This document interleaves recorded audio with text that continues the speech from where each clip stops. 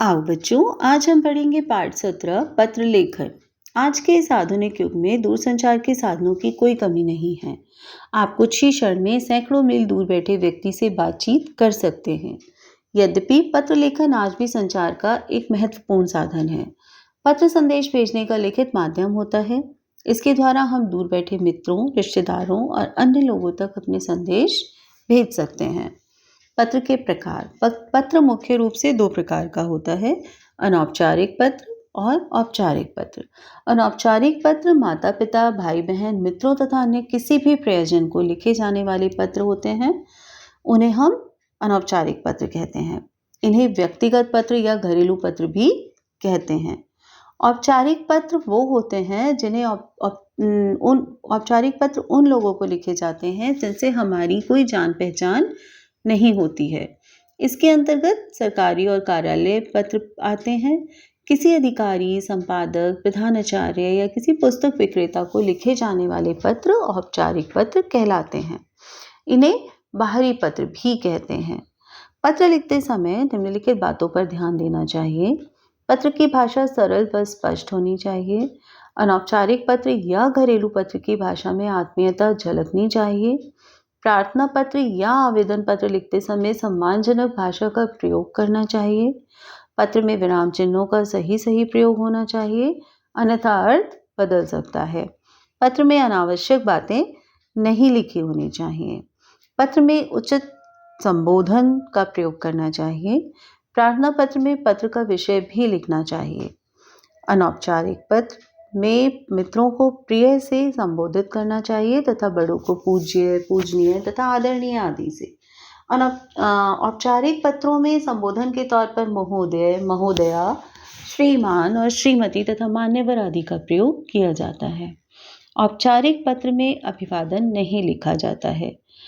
पिछली कक्षा में आपको औपचारिक और अनौपचारिक पत्रों के प्रारूपों के बारे में बताया जा चुका है। यहाँ आपके लिए पत्र के कुछ नमूने दिए जा रहे हैं। इन्हें पढ़िए और समझिए। अनौपचारिक पत्र, मित्र को परीक्षा में असफल होने पर सांत्वना देते हुए पत्र लिखना। भेजने वाले का पता, दिनांक, संबोधन, अभिवादन। नमस्ते, आज ही तुम्हारे मामा जी से पता चला कि तुम इस बार परीक्षा में असफल हो गए हो। यह समाचार सुनकर दुख तो हुआ, परंतु इसमें तुम्हारी क्या गलती है। परीक्षा से ठीक पहले बीमारी के कारण तुम लगभग 2 महीने विद्यालय में अनुपस्थित रहे। तुम्हारी पढ़ाई बाधित हुई, फिर भी तुमने परीक्षा में सफल होने का जो भरपूर प्रयास किया वह सराहनीय था। इस असफलता से निराश न होना। मुझे पूरा विश्वास है कि तुम अगले साल अपनी कक्षा के सभी छात्रों से अधिक अंक अर्जित करोगे। समापन। चाचा जी और चाची जी को मेरा प्रणाम कहना। संबंध, तुम्हारा मित्र, पत्र भेजने वाले का नाम। शीतावकाश की सूचना देते हुए दादाजी को पत्र लिखिए। अलीगंज, पता, आदरणीय दादाजी, सादर चरण स्पर्श। यहाँ सब कुशल पूर्वक हैं तथा ईश्वर से सदैव आपकी कुशलता की कामना करते हैं। अर्धवार्षिक परीक्षाओं के कारण मैं आपको पत्र नहीं लिख पाया।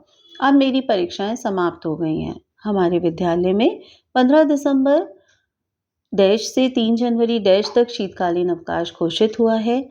मेरी इच्छा है कि इन छुट्टियों में आप मुझे यहाँ से अपने साथ कानपुर ले जाएं ताकि मैं आपके साथ कुछ समय व्यतीत कर सकूं। आपसे बहुत सारी बातें करने का मन है। पत्र मिलते ही आप मुझे अपना कार्यक्रम बताइएगा। दादाजी को चरण स्पर्श कहिएगा। आपका पोता शिवांश।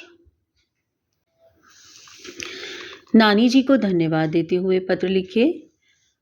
पता, मकान नंबर, मोहल्ला प्रयागराज, दिनांक 8 सितंबर।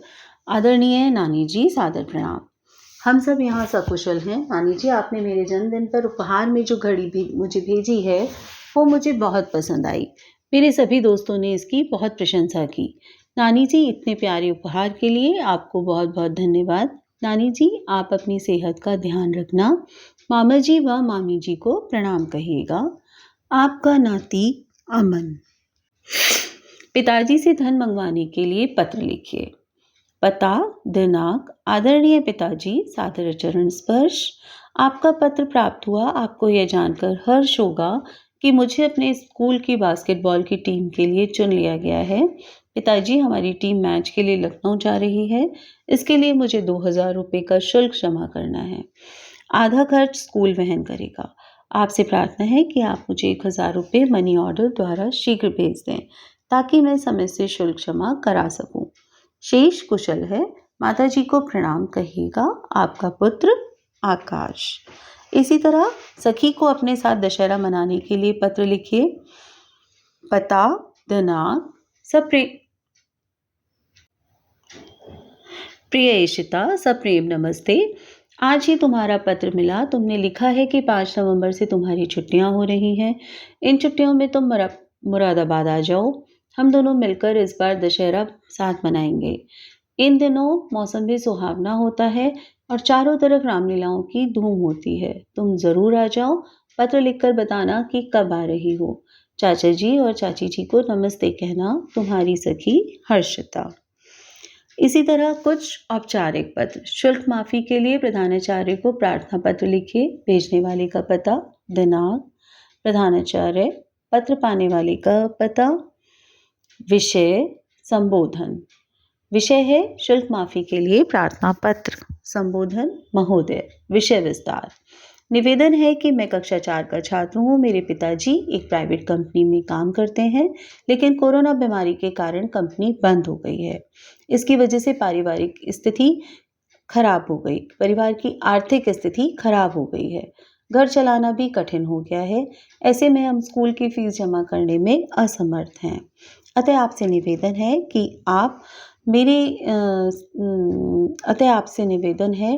कि आप मेरी फीस माफ़ करके आगे पढ़ाई जारी रखने में मेरी सहायता करने की कृपा करें। मैं आपको विश्वास दिलाता हूँ कि हमेशा मन लगाकर पढ़ूंगा और अधिक से अधिक अंक लाने का प्रयास करूंगा। समापन। यदि आप परीक्षा में बैठने का अवसर देते हैं तो मैं सदा आपका आभारी रहूंगा। धन्यवाद।